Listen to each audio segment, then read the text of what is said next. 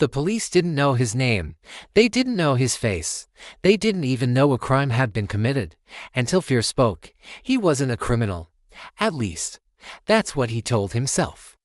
Every single day, he was a quiet man, hardworking, so invisible that he was the kind of person people forget, even when he's still in the room. In his mind, criminals were careless people, loud people, reckless people. They made mistakes. They got caught.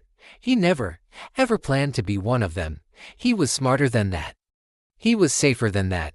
He was invisible. It all started with a favor, just a small one. From someone he knew, a simple request that seemed harmless. Hold this for me.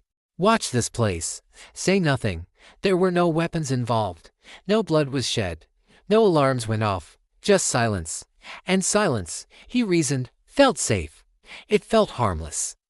It was a promise he could keep without getting his hands dirty. A simple act of staying quiet. What could possibly go wrong with just staying quiet? Then, one day, they brought him in. Gently. There were no handcuffs, no raised voices, no aggression. Just routine, they said with calm, reassuring smiles. We just want to help us understand a few things.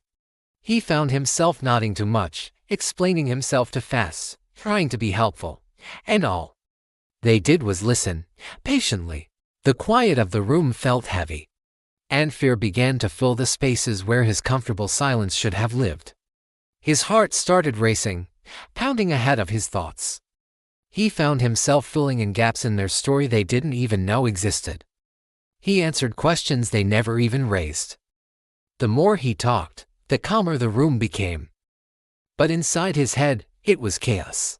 That's when his fear panicked. And panic started confessing to things they had never even suspected. He was trying so hard to prove his innocence that he ended up proving his guilt. Mid-sentence, he finally noticed the looks on their faces. It wasn't anger. It wasn't shock. Was understanding, a quiet, knowing acknowledgement. They hadn't trapped him. They hadn't tricked him. He had walked into the trap completely on his own, and he was the one who had sprung it. He stopped talking, but it was far, far too late. The silence returned, but this time, it was terrifying. The charges came later, quietly, formally. There was no drama. No big confrontation, just a piece of paper that sealed his fate. He remembered every single word he had volunteered, every unnecessary detail he had offered up freely, and each one of them replayed in his mind, like a judge writing out his sentence. One self-inflicted wound at a time. In the end, he wasn't betrayed.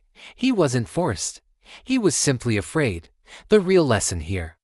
Fear doesn't always need pressure to break you. Sometimes, all it needs is a little bit of silence. Follow our channel for more real stories with real lessons.